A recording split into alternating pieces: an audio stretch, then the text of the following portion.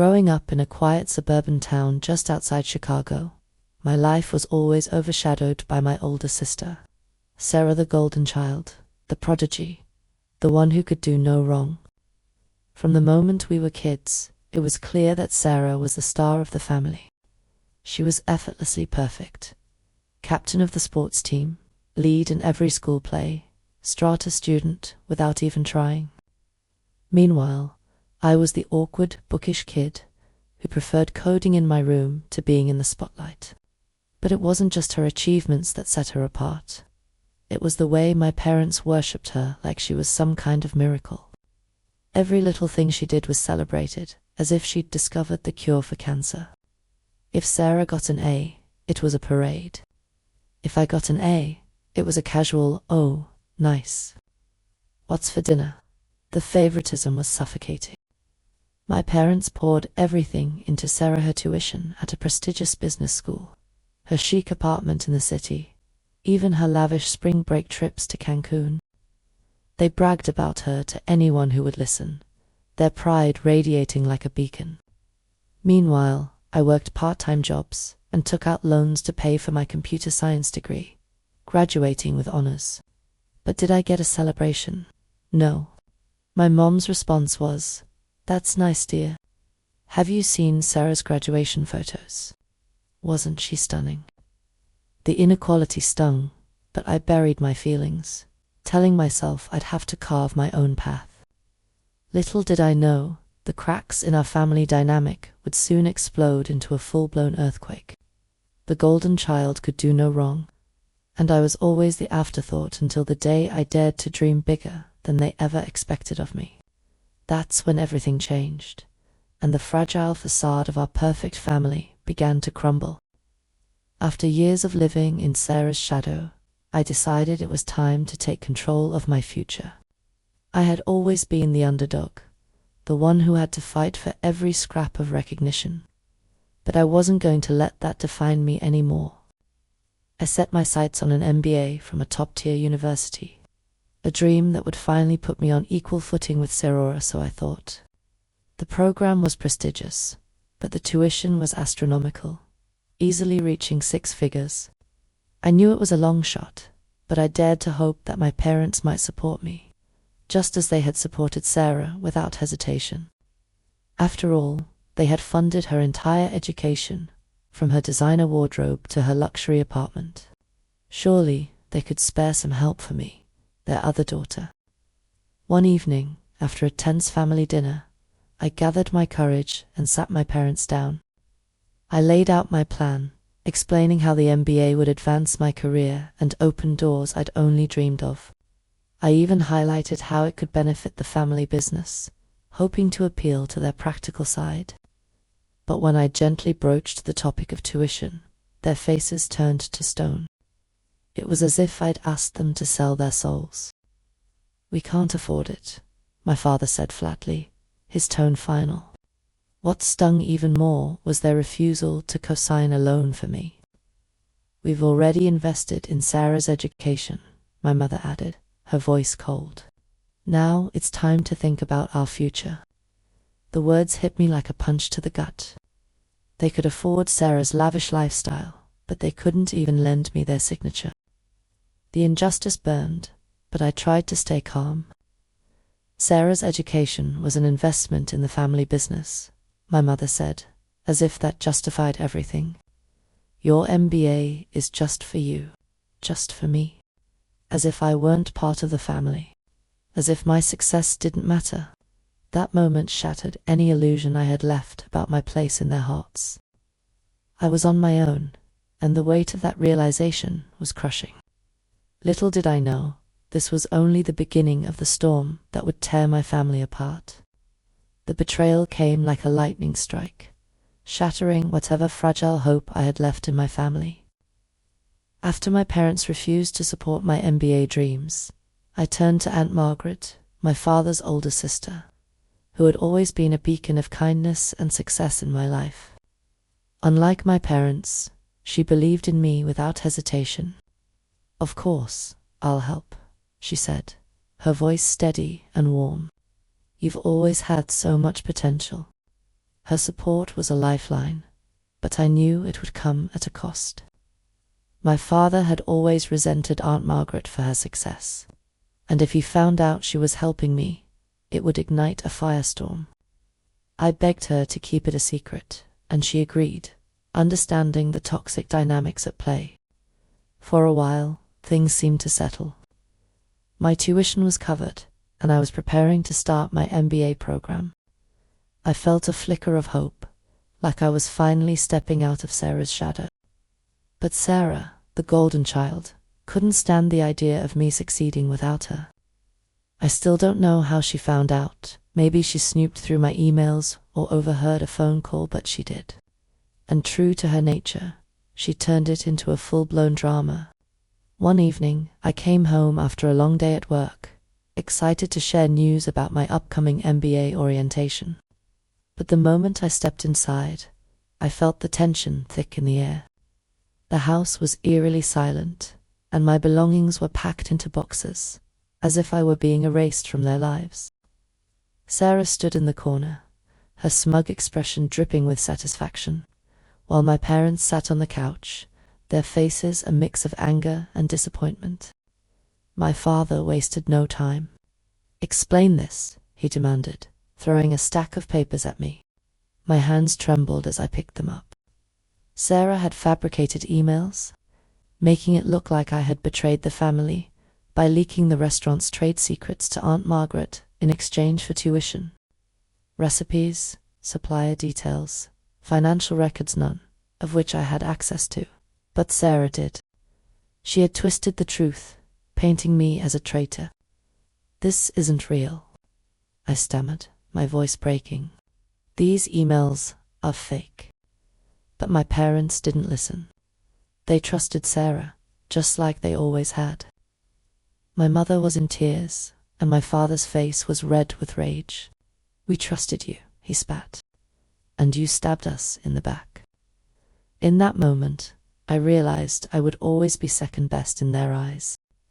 No matter how hard I worked or how much I achieved, they would always believe Sarah over me. My father's final words were a cold, "You need to leave. We won't have a traitor in this house."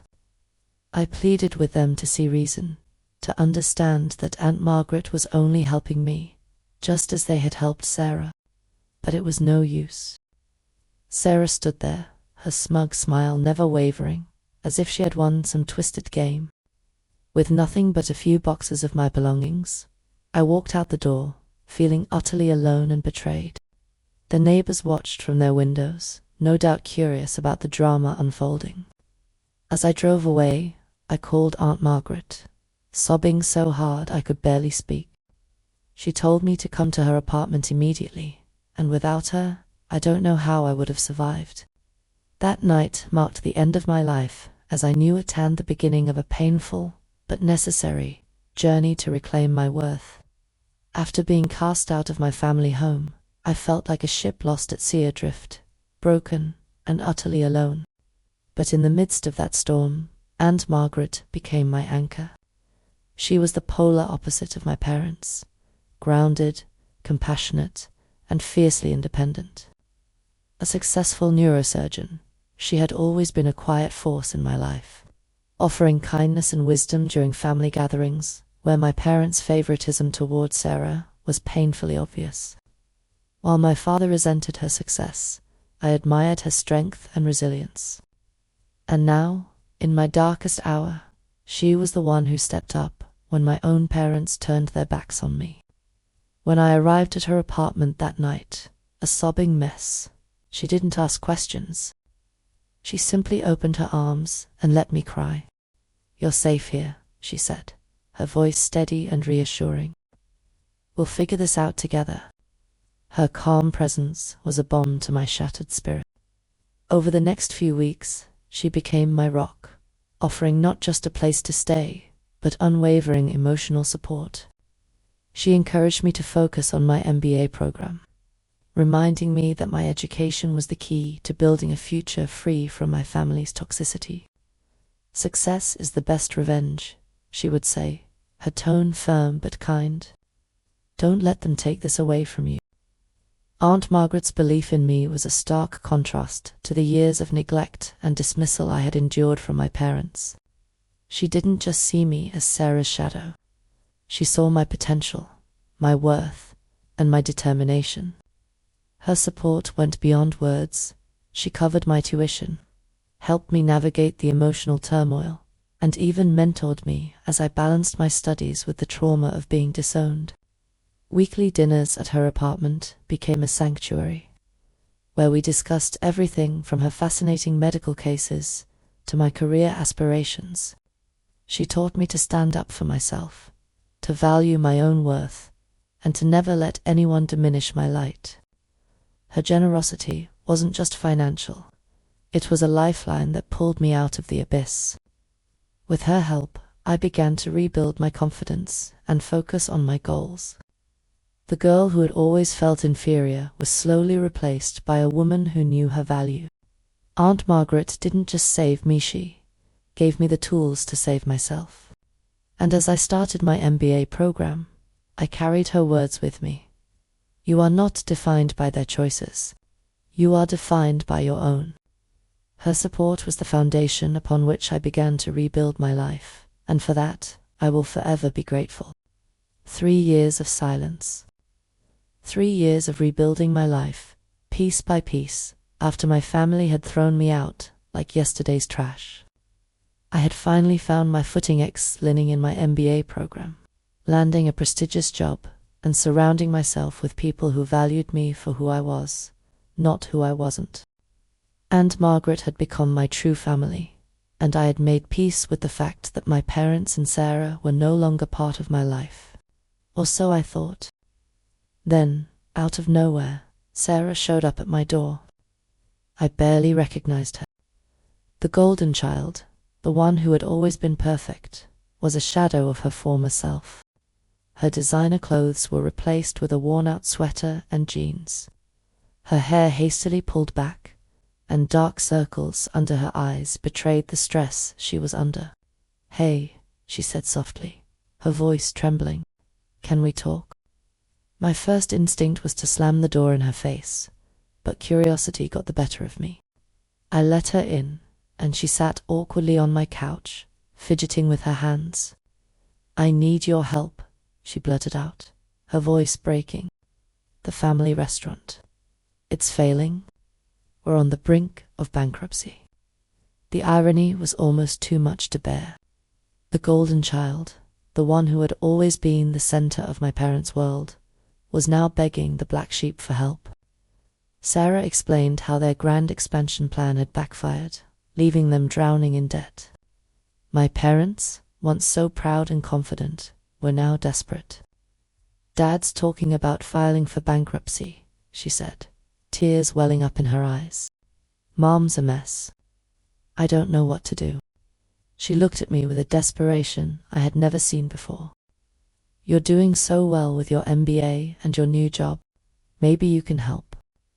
Offer some advice, or—" She didn't finish the sentence, but I knew what she was asking.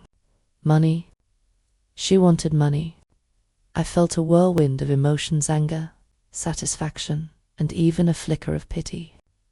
"Let me get this straight," I said, my voice calm but icy. "After everything that happened, after 3 years of silence, you show up asking for help." Sarah looked down, ashamed. "I messed up," she whispered. "I was jealous of you. You were always so capable, so smart. I lost it when I found out Aunt Margaret was helping you. I'm sorry." Her apology felt hollow, insufficient after years of betrayal and pain. "Sorry doesn't cut it, Sarah," I replied. "You have no idea what I've been through because of what you did." She left that day, leaving her number and a plea for me to think about it. And now I'm left grappling with a decision I never thought I'd have to make. Do I help the family that abandoned me, or do I let them face the consequences of their actions? The golden child has fallen, and the black sheep is being asked to save them. The irony is almost too much to bear. The moment of truth came when my parents showed up at my workplace, unannounced, and desperate. It had been 3 years since they had thrown me out, 3 years of silence, and now they stood in the lobby of my office, looking older and more worn than I remembered. My father's shoulders were hunched, and my mother's hair had turned completely grey. The weight of their failures hung heavy in the air as they asked to speak with me. I took them to a nearby coffee shop, my heart pounding with a mix of anger and disbelief. They sat across from me, their expressions a mix of shame and desperation. "We were wrong," my mother said, her voice trembling. "We never should have thrown you out. We should have listened to you. We're sorry." But their apology wasn't just about regret, which is a calculated move. As they explained the full extent of the restaurant's collapse, the truth came out. It wasn't just financial mismanagement. They had been cutting corners, breaking laws to stay afloat. Tax evasion, health code violations, shady dealings with suppliers. They were drowning in their own corruption. "We need your help," my father said, his voice barely above a whisper. "Your business knowledge, your connections, you could save us." The irony was almost laughable. The parents who had dismissed me, who had always seen me as second best, now saw me as their only hope. I took a deep breath, my mind racing. "Let me get this straight," I said, my voice steady but cold. "You kicked me out, believed the worst of me without proof, didn't contact me for 3 years, and now you want me to bail you out of your illegal mess." My mother reached across the table, tears in her eyes. "We know we don't deserve your help, but we're family. Please." That word family hit me like a slap. They had never treated me like family, not when it mattered. I stood up, my decision crystal clear. "I'm sorry," I said, "but I can't help you. What you're asking isn't just about money. You're asking me to sacrifice everything I've worked for, my job, my principles, my future. I won't do it." Their faces turned to shock, then anger. "After everything we've done for you," my father shouted. I cut him off. "What have you done for me? Denied me support for my education, kicked me out on false pretenses, and favored Sarah my entire life. These are the consequences of your actions, and I won't save you from them." As I walked away, I felt a strange sense of relief. But I knew it wasn't over. Their illegal actions could harm others, and I couldn't let that happen. I made the difficult decision to report their crimes to the authorities, the police, the IRS, the health department. The fallout was swift and severe. The restaurant was shut down, and my parents and Sarah faced legal consequences. It wasn't a happy ending, but it was a just one. For the first time in my life, I had chosen myself, and in doing so, I had finally broken free from their toxic grip. The weight of the past 3 years lifted from my shoulders the moment I walked away from that coffee shop, leaving my parents and their desperate pleas behind. For the first time in my life, I felt truly free from their toxic favoritism, free from Sarah's manipulations, and free from the constant need to prove my worth. Reporting their illegal activities to the authorities had been the hardest decision of my life, but it was also the most liberating. The restaurant was shut down, and my family faced the legal consequences of their actions. It wasn't a happy ending, but it was a just one, and it gave me the closure I had been searching for. In the aftermath, I focused on building the life I had always dreamed of. My MBA had opened doors I never thought possible, and I thrived in my role at a prestigious consulting firm. For the first time, I was in an environment where my skills and hard work were truly valued. No longer was I living in someone else's shadow. I was the star of my own story. Aunt Margaret remained my rock, her unwavering support a constant reminder that family isn't always about blood. It's about who shows up for you when it matters most. Our weekly dinners became a cherished ritual, filled with laughter, shared stories, and the kind of unconditional love I had never experienced from my parents. The girl who had once felt inferior, who had been cast aside and betrayed, was gone. In her place stood a confident, accomplished woman who knew her worth and wasn't afraid to demand respect. I had created a life I was proud of, one built on my own terms, free from the drama and toxicity of my birth family. And while a part of me still ached for the family I had lost, I knew I had gained something far more valuable: my freedom. The final chapter of this saga taught me a powerful lesson. Sometimes the family you choose is more important than the family you're born into. Setting boundaries isn't selfish, it's necessary for survival. I had spent years trying to earn my family's love and approval, only to realize that the only approval I needed was my own. As I look to the future, I do so with hope and determination, knowing that I am enough. And to anyone struggling with toxic family dynamics, my message is this: you have the right to put yourself first. You have the right to walk away. And you have the right to build a life that brings you joy, even if it means leaving the past behind.